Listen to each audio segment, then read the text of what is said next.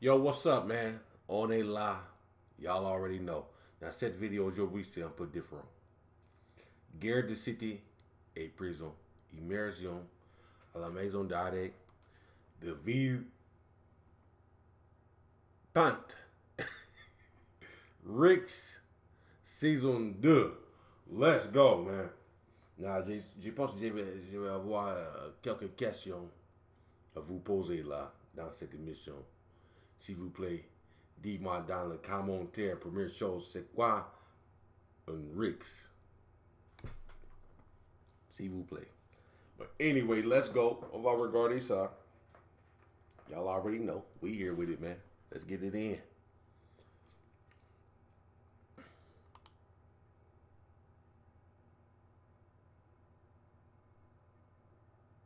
Il y a un petit chez moi, il est mort. Il est mort à cause d'une rixe. Il est mort devant moi. C'est un mauvais souvenir. Et les opposants, ils venaient quoi avec soit des couteaux, des bêtes de baseball, marteaux, couteaux et tout. Tu peux tuer ce mec-là. Ou bien lui, il peut tuer. Voilà, vice versa. Mais il y en a pour qui, malheureusement, ils se retrouvaient en prison pour des rixes et c'est assez dur. Faut le voir pour le croire, tu vois. Ce que tu vois quand tu es à l'extérieur, c'est pas pareil que quand tu es à l'intérieur.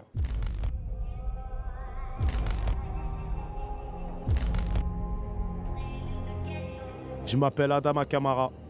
Depuis ma sortie de prison en 2019, je me suis lancé dans un combat. Mettre fin aux rixes. Je le fais pour mon petit frère Sada, tué à coups de couteau en 2011. C'est mon vécu, mais je vais en faire quelque chose. So Ricks, c'est quoi? Beef? Or clash?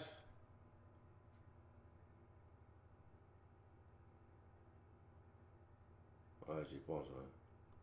Chose de bien pour sauver mes petits frères. Dans la saison 1 de Rix, j'ai parlé à des jeunes blessés et à des familles détruites dans ces guerres de cité. Mais il me reste trop de questions sans réponse. Trop de familles n'ont pas honoré leur mort. Alors je repars sur la route pour comprendre l'engrenage des Rix.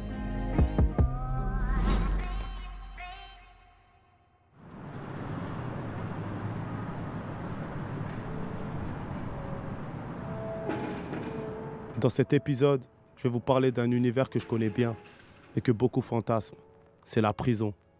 J'ai passé 5 ans au placard pour avoir tiré sur des proches du meurtrier de mon petit frère. J'ai connu le mitard, la violence, les promenades, le parloir. Et c'est pas le Club Med. C'est pour ça que depuis 2 ans, j'anime des ateliers d'écriture à la maison d'arrêt de Villepinte. J'essaye de faire cogiter les jeunes qui y participent.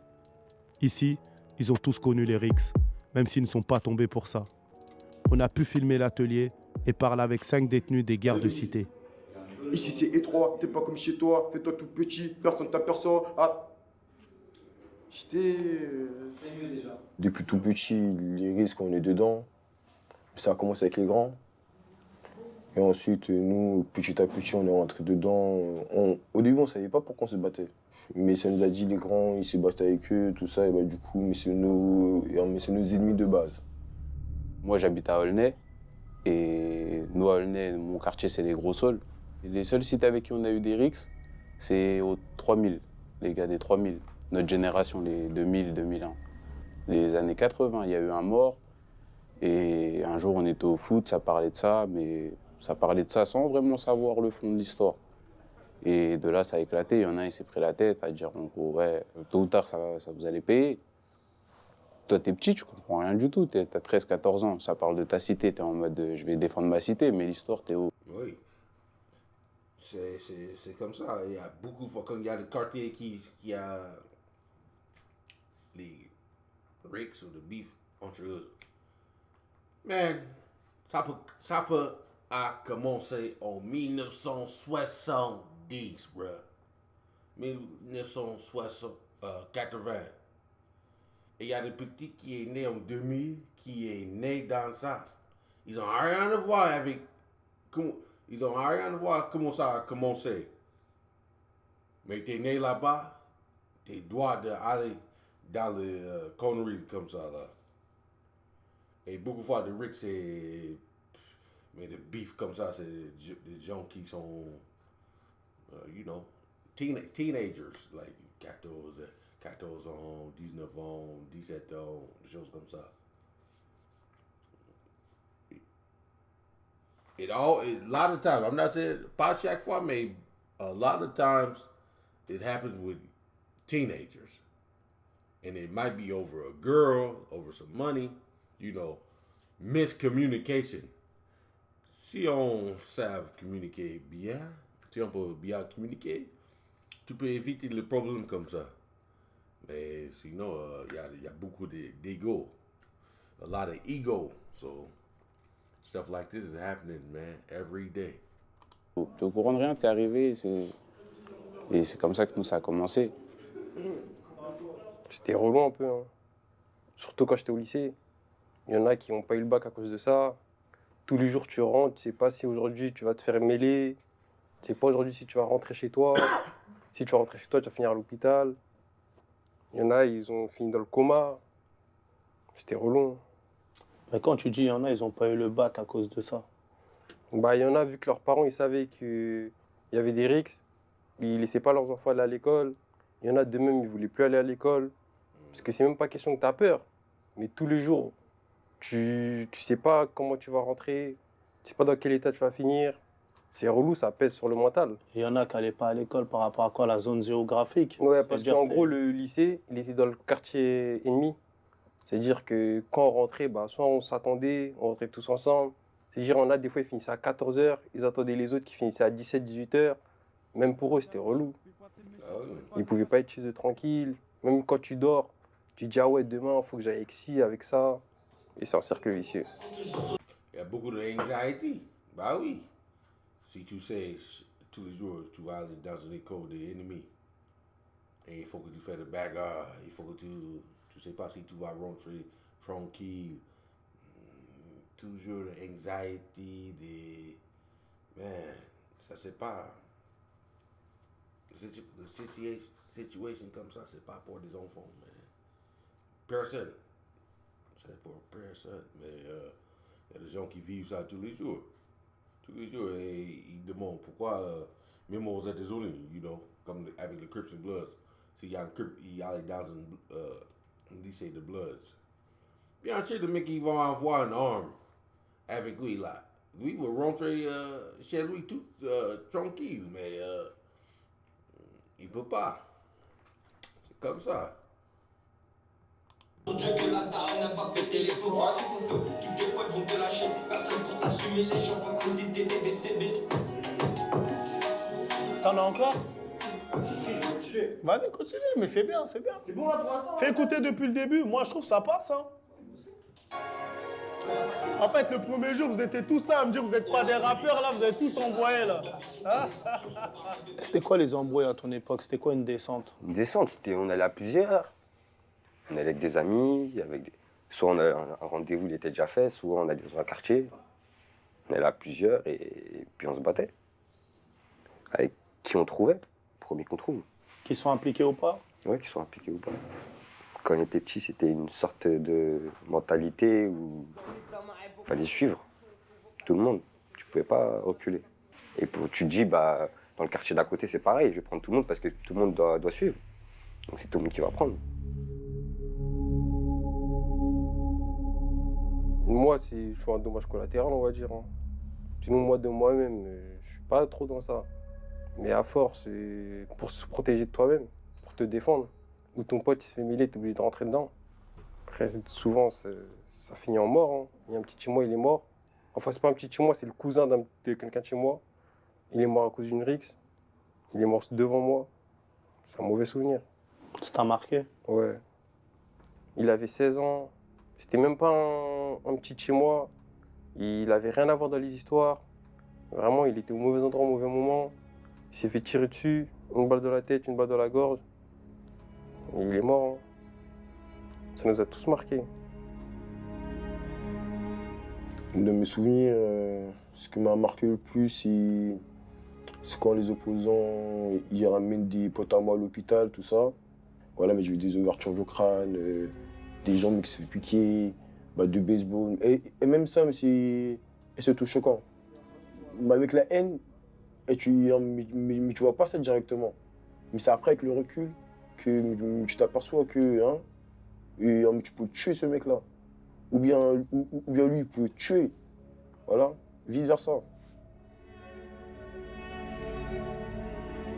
On était sur Paris, tranquillement, avec des potes. Et voilà, c'était... Avant, il y avait beaucoup une rivalité, ou c'était même plus une rivalité, c'était tu viens d'où et si... C'est même pas une raison valable, hein. Si on n'aimait pas ta ville, ben on te tapait. Ça fonctionnait beaucoup comme ça avant. Ça vient d'où, quoi? Voilà, ça vient d'où, le fameux ça vient d'où. Là, je me rappelle une fois, je crois, je sais plus, les mecs ils étaient au moins 2 ou 3 fois plus que nous. Il y en a un qui a sorti une arme et qui a braqué mon pote. Et qui nous a tous braqués. À cette époque-là, j'avais 15 ou 16 ans. Quand je les écoute, je pense à toutes ces vies qui ont été gâchées. Dans les RICS, t'as que 3 issues. Le handicap, la mort ou la prison. Mais beaucoup de jeunes pensent que la tôle c'est facile. Ils voient des vidéos de détenus qui jouent à la play ou cuisinent en live sur TikTok. Ils pensent que ça reflète la vie en prison. Mais on est bien loin de la réalité carcérale. Le premier truc le plus choquant, mais c'est le camtar. Le fourgon cellulaire. Voilà, mais le fourgon cellulaire. T'es dans un petit espace. Alors quand j'ai vu Villepinte, j'étais choqué. J'étais bloqué. Mais ça m'arrivait aux arrivants, j'étais fâché. Je parlais avec personne. Mais j'arrivais dans ma cellule et je regardais les barreaux. J'avais toujours pas à y croire. Même pendant 1 semaine, 2 semaines. Et j'étais en mode comme ça. Mais j'étais en mode non, c'est pas possible. Mais là, toi, je tard. Et tu regardes la porte et tu comprends que là, ça y est, là. La porte, elle est fermée, tu peux rien faire, là. Tu peux pas ouvrir. Tu ouvres la fenêtre, il y a des barreaux, des grilles. Tu peux pas mettre ta main. Tu peux rien faire. Tu vas rester dans la cellule, là, et attendre. La première nuit aux arrivants, j'ai cru que c'était un rêve. De toute façon, tout le monde le fait, ça. Ouais. Toi-même, ça te l'a fait. Hein. Pareil, hein. Première nuit, tu crois pas. Quand tu te lèves le lendemain, tu te dis, ouais, je suis vraiment là, quoi. C'est dès que tu mets un pied en bâtiment, tu vois déjà, ça... c'est la vraie prison. Première nuit, tu dors pas, hein. Tu réalises pas, tu dis non, je suis pas en prison là. Là, demain, on va venir me chercher, je vais sortir, c'est pas possible. Après, au bout d'un moment, il faut voir la réalité en face. Hein. Tu as fait des bêtises, tu assumes tes erreurs. Donc, tu assumes ta peine. Real shit, mec. Est-ce que tu pensais que la prison, c'était comme ça? Non. Tu vois, quand la prison, on entend tous parler de la prison. Les surveillants, les gradés, etc., les co-détenus, la promenade, la cellule. Mais faut le voir. Faut le voir pour le croire, tu vois. Ce que tu vois quand tu es à l'extérieur, c'est pas pareil que quand tu es à l'intérieur. Mais pour moi, la prison, c'était... Tu vois, c'était dur, mais t'es enfermé, tout ça. Mais et tu fumais, et t'as de la musique, et tu peux faire des plats. Toi, en gros, comme si c'était facile. Voilà, et comme si c'était facile. Mais tu es rentré, mais tu es juste enfermé, mais t'as ton i. Ouais, tu as des snaps où il y a des gens, ils ont la play. Sur TikTok, tu vois, les gens, ils font des recettes, ils cuisinent bien.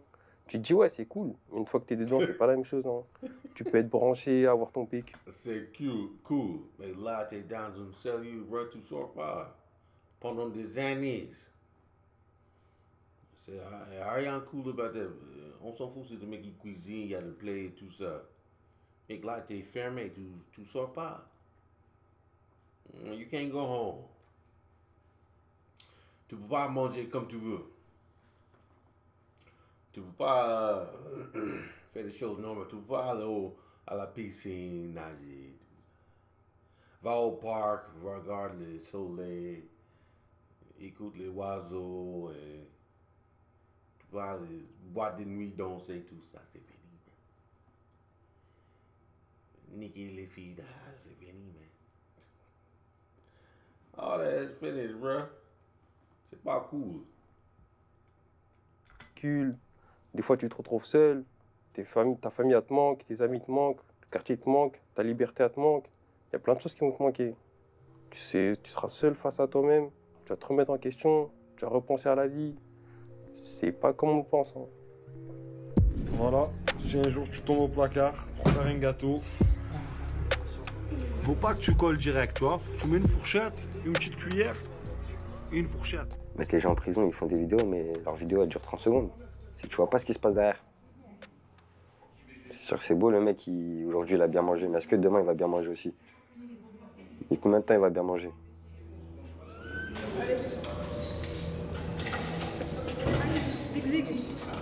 Allez, à tout à l'heure. Après, la première fois, j'étais jeune et la prison, elle m'a pas tant choqué que ça. J'ai même plutôt bien pris, j'ai cru que c'était l'école du crime. Je me suis fait avoir en fait, comme les petits jeunes aujourd'hui. Pour moi, j'allais rentrer en prison, j'allais ressortir. J'allais ressortir avec plus de contacts, c'est tout. J'allais monter d'un cran.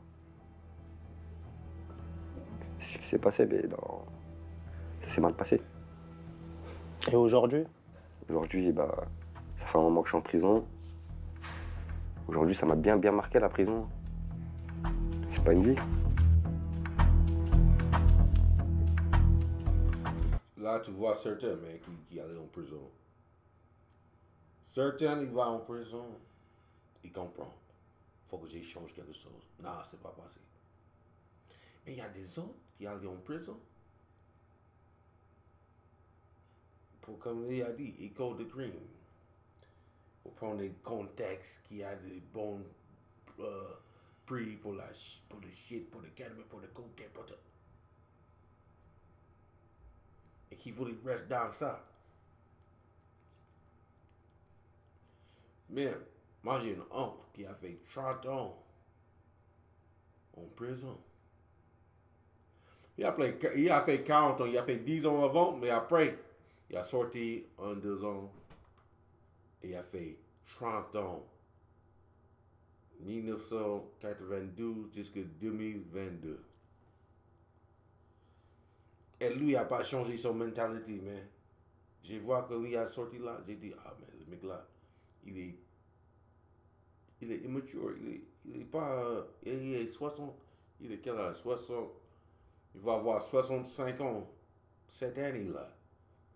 Mais il pense comme un 30 ans, à 21, il voulait, man, le mec voulait être dans le street, like, lui, il a pas compris, il a son pote qui a fait 30 ans aussi, lui a sorti, et lui a ouvert un business, il a son propre business, il essaie de faire des choses propres, et tout droit. Et mon oncle, c'est chaud, hein? Lui, il voulait être dans le street. It's crazy, man. Est-ce qu'il y a de l'intimité avec ton co-détenu? Il n'y a pas trop d'intimité dans la cellule. Mais comme on est tout le temps en boxeur, on se lave, on douche en boxeur, tout ça, bah, du coup, ça ne me gêne pas. Moi, au début, quand tu fais d'arriver, mais c'est gênant. Mais, même pour aller aux toilettes? Voilà, et même pour aller aux toilettes, mais c'est pour ça qu'on a mis un drap. Et pour cacher complètement ce que l'autre il fait. Là, comme ça, mais on ne peut pas voir, là, comme ça, l'autre il est tranquille. Et l'odeur? Ouais, mais l'odeur, et ça, c'est chiant. Tu peux pas la cacher? Non, et c'est chiant. Tu es obligé d'ouvrir la fenêtre. Mettre du son. Voilà, mettre du son.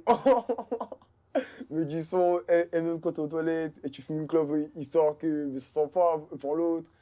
Ouais, mais tu penses constamment à l'autre. C'est comme si c'était une cohabitation.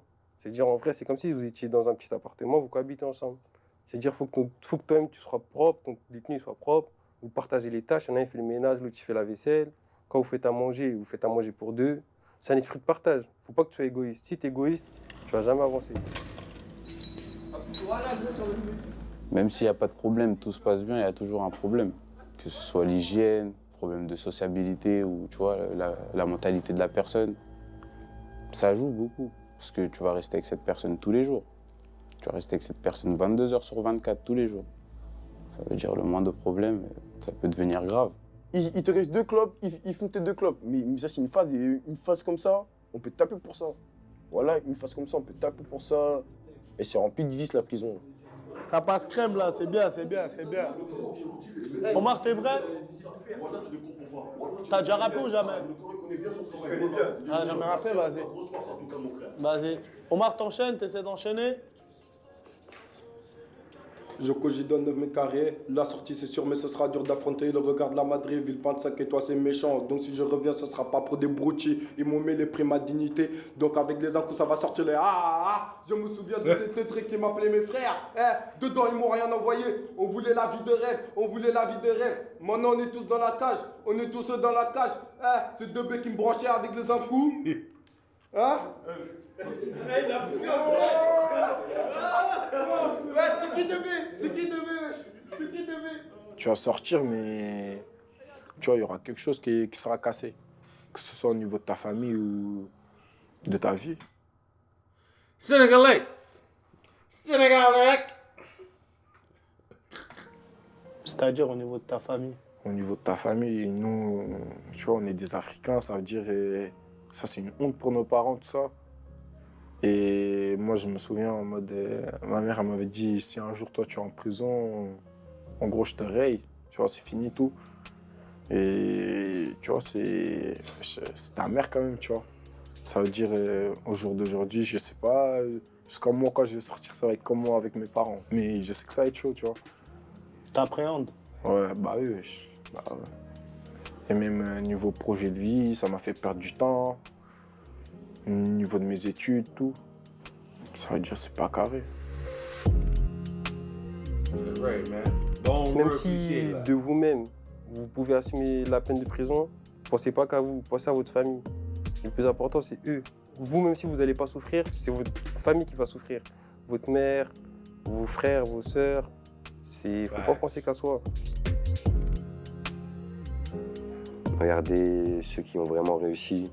C'est vraiment ceux qui n'ont pas lâché et des plus jeunes ont réussi à travailler, à faire des business, tout dans le légal, et bah, il n'y aura rien de mieux. Tu grandiras et tu auras une stabilité, c'est mieux. Il y a rien de stable dans la prison. Faut garder l'espoir, man. Faut toujours garder l'espoir, bro. C'est comme ça, j'ai vu. Garde l'espoir. Yeah, we can do it. I can do it. Yeah, I can do it. They know I can't do nothing. Quand tu commences à douter là, ça va pas marcher. Quand tu gardes l'espoir, ça va marcher, man. Yeah, so let's go, Ricks. Beef, huh? It says that, Ricks. J'espère que c'est beef. Clash. But y'all already know, man. We gonna watch season 1 or what? Let me know in the comments, baby.